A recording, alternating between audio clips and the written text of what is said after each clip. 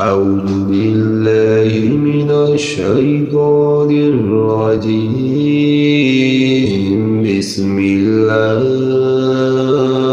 الرحمن الرحيم. واستبق الباب وقدت قميصه من دبر وألف يا سيدها لدى الباب. قالت ما جزاء من أراد بأهلك سوءا إلا أن يسجن أو عذاب عليم.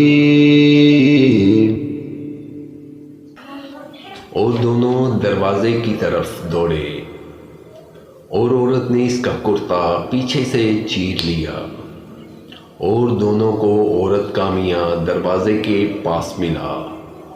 बोली, क्या है सज़ा इसकी जिसने तेरी घरवाली से बदी चाही, मगर ये कि कैद किया जाए या दुख की मार।